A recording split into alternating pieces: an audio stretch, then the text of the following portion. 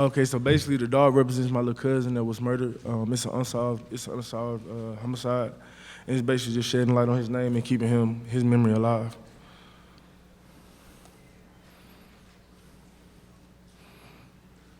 Okay, on your right against the wall, please. Michael Bratton from Saturday Down South.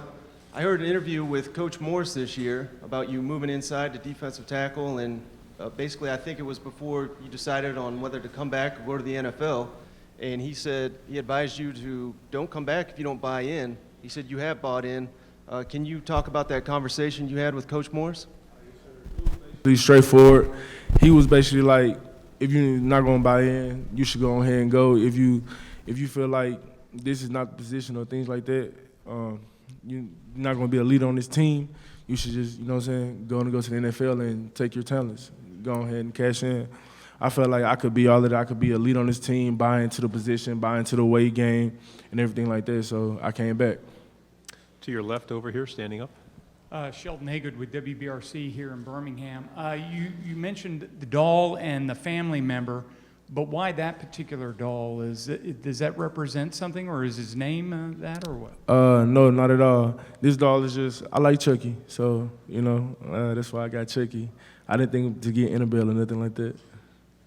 To your right on the second row. Soraya Ponder, Tuscaloosa News. Yes, ma'am. Building off of another question that was previously asked, how was the transition going from outside to inside? Yes, ma'am. It wasn't too hard. It was just basically gaining weight. I played inside my freshman year, so I was at 3-tech in the previous defense. We was in the 4-3. So it wasn't too hard to go ahead and go back for my senior year. And last year I played some inside as well. I played both inside and outside, so it's not going to be a tough transition at all. Right here in the middle, third row. Chad was saying, I think there's 52 total freshmen. When you think of a number that astronomical, what comes to mind? I don't know how many freshman people come in every year. I don't know. I mean, I guess it's a big number. I don't remember how many my class had, but I can tell you they filled with talent. It's a lot of them, and they ready to work. They've been working. They hungry. You could see it in their eyes, man. They just want to be great, and I love seeing it. Okay, right here in the middle. Go ahead. I'm gonna ask you this: is Arkansas slept on? I wouldn't say so much slept on. It's understandable. We were 2-10 last year, so if we were 2-10, why would you expect us to be anything better? You know, so I can't be upset that we 2-10. We made the bed. We're gonna lay in it. We've been laying in it, and now it's time to get up out of it. Again on the second row here, to your right. Hey, being a leader on this team, what identity are you guys going for this season on defense?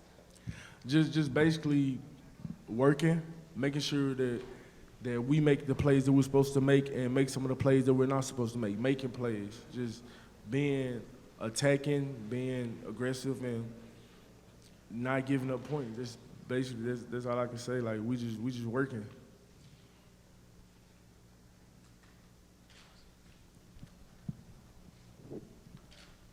We have a few more minutes. Right, Kate, right here in the third row. I asked you earlier in the breakout about younger players. Can you just talk a little bit more about maybe some of the, not many of the freshmen, but some of the other younger defensive linemen that are coming up? So some of the younger ones that are coming up probably would be like Isaiah Nichols.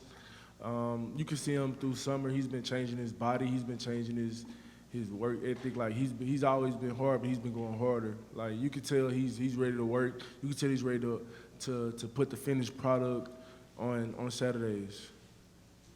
To your right, against the wall again. I know this offseason, Coach Morris took away all the players' gears, all the coaches' gears. It made you guys earn everything, I think even the locker room. Can you talk about that and just the fact that, do you think that really motivated you guys to work harder this offseason? Most definitely. When you strip to something you're so used to, it brings something else out of you. It's basically every matters. Every rep, every second, every minute, every team meeting, every skills and drills, everything matters. So you need to attack everything. And when they took you out of your clothes, it basically was humbling you.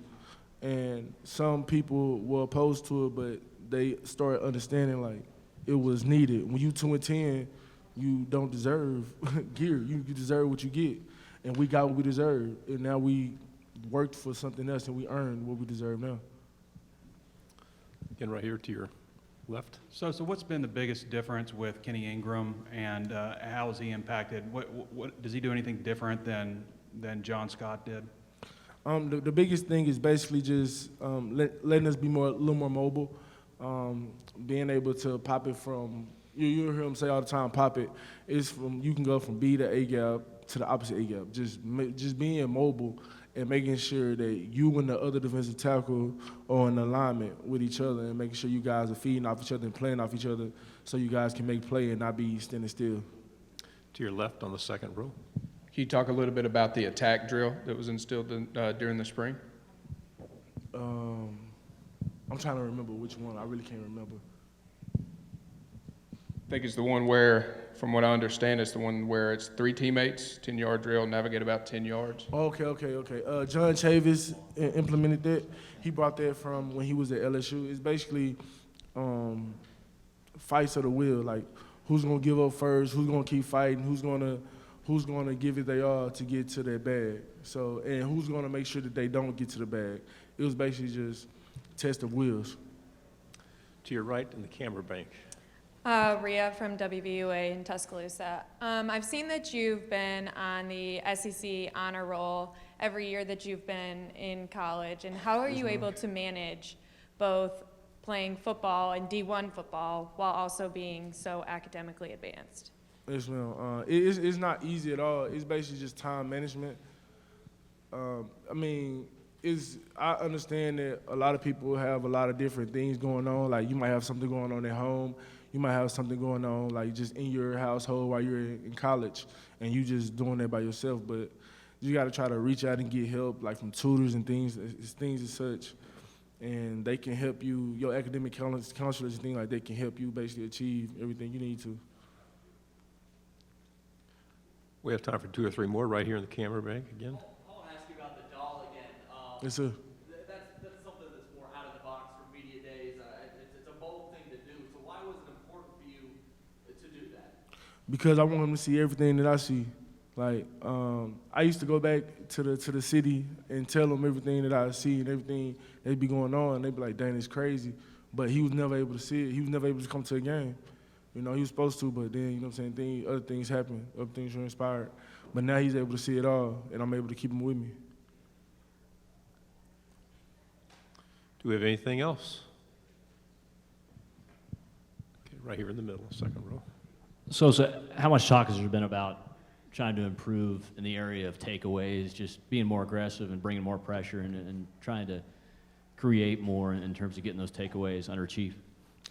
Chief definitely has been putting the emphasis on all the takeaways, all the sacks and pressure and all of that. He's been making sure that we're working hard and making sure we're explosive enough to be able to get to those plays. And not just getting to those plays, but making those plays. That's the difference. We probably missed out on 12 sacks last year, just missed tackles and not wrapping up. So now we're trying to make sure we're putting the emphasis on that. And when we get to those plays, because you're going to get to them, especially in John Chavis' defense, just making them. To your far right, but talk straight ahead when you're answering. You bring a prop, people continue to talk about it. Give me the name of the family member and the circumstances behind that shooting. John Neal. The circumstances I couldn't tell you. He basically went missing the day before, and then the next day he was found in the back of the car, and they set the car on fire. That's all I can tell you. Anything else? Thank you very much for your time. Good luck this season.